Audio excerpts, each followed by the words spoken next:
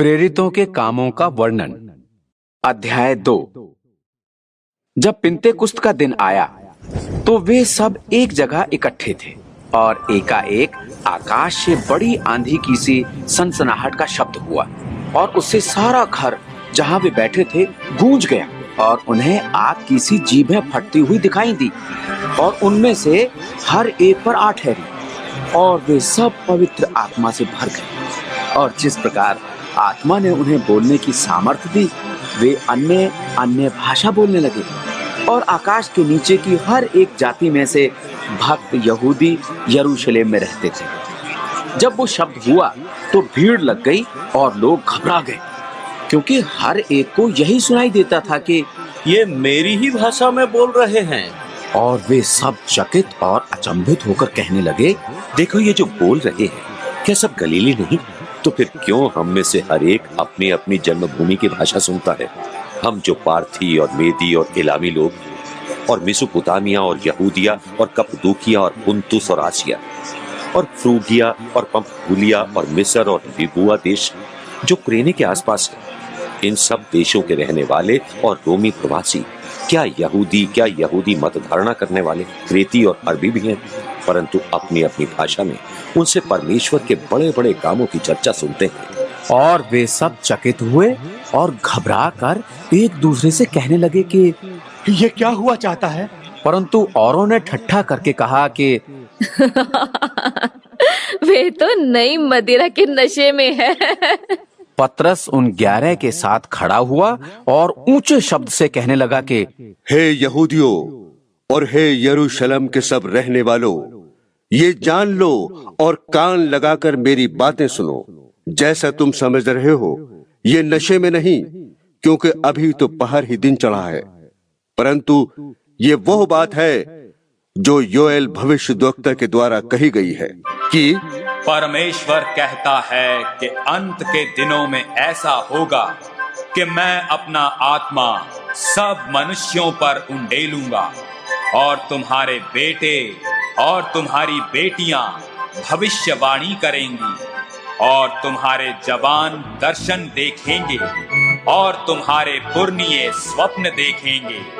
वरन मैं अपने दासों और अपनी दासियों पर भी उन दिनों में अपने आत्मा में से उंडेलूंगा और वे भविष्यवाणी करेंगे। और मैं ऊपर आकाश में अद्भुत काम और नीचे धरती पर चिन्ह अर्थात लहू और आग और धुएं का बादल दिखाऊंगा।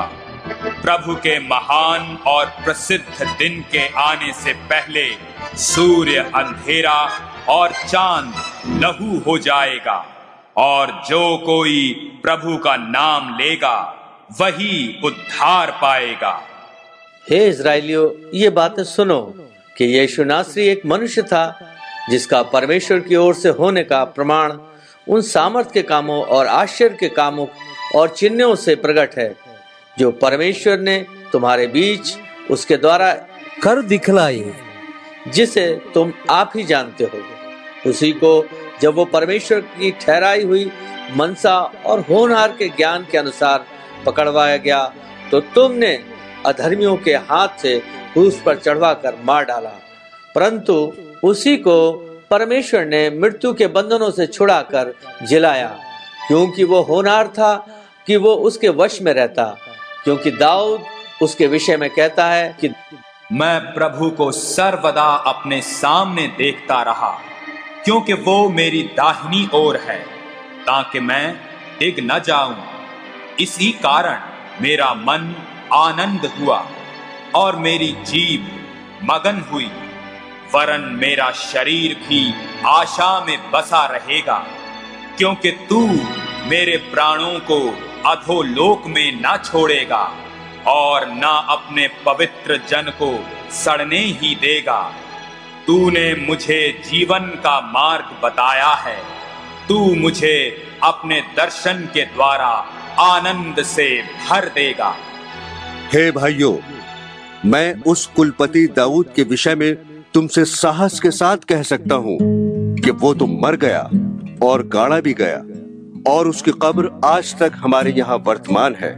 सो भविष्यद्वक्ता होकर और ये जानकर कि परमेश्वर ने मुझे शपथ खाई है, मैं तेरे वंश में से एक व्यक्ति को तेरे सिंहासन पर बिठाऊंगा। उसने होनहार को पहले ही देखकर मसीह के जी उठने के विषय में भविष्यवाणी की कि ना तो उसका प्राण अधोलोक में छोड़ा गया और ना उसकी देह सड़ने पाई। इसी यीशु को परमेश्वर ने जिलाया, जिसके हम सब गवाह हैं।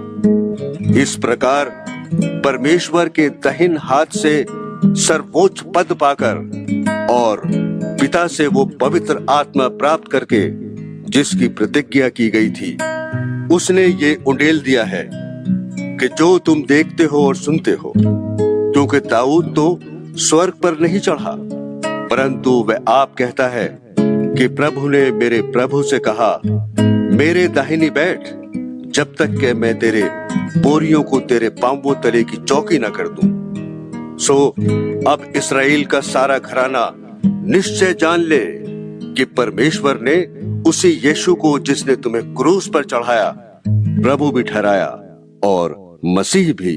तब सुनने वालों के हृदय छिद गए और वे पतरस और शेष प्रेरितों से पूछने लगे कि हे भाइयों, हम क्या करें? पतरस ने उनसे कहा, मन फिराओ और तुम में से हरेक अपने अपने पापों की क्षमा के लिए यीशु मसीह के नाम से बपतिस्मा ले, तो तुम पवित्र आत्मा का दान पाओगे।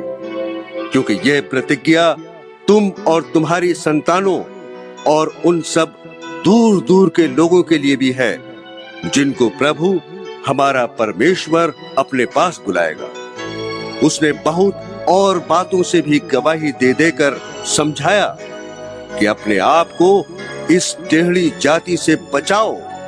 सो जिन्होंने उसका वचन ग्रहण किया, उन्होंने बपतिस्मा लिया और उसी दिन 3000 मनुष्यों के लगभग उनमें मिल गए। और वे प्रेरितों से शिक्षा पाने और संगति रखने में और रोटी तोड़ने में और प्रार्थना करने में लवलीन रहे। और सब लोगों पर भय छा गया और बहुत से अद्भुत काम और चिन्ह प्रेरितों के द्वारा प्रकट होते थे। और वे सब विश्वास करने वाले इकट्ठे रहते थे और उनकी सब वस्तुएं साझे की थी और अपनी अपनी संपत्ति और सामान बेच बेच कर जैसी जिसकी आवश्यकता होती थी बांट दिया करते थे। और वे प्रतिदिन एक मन होकर मंदिर में इकट्ठे होते थे और घर घर रोटी तोड़ते हुए आनंद और मन की सिधाई से भोजन किया करते थे और परमेश्वर की स्तुति करते थे।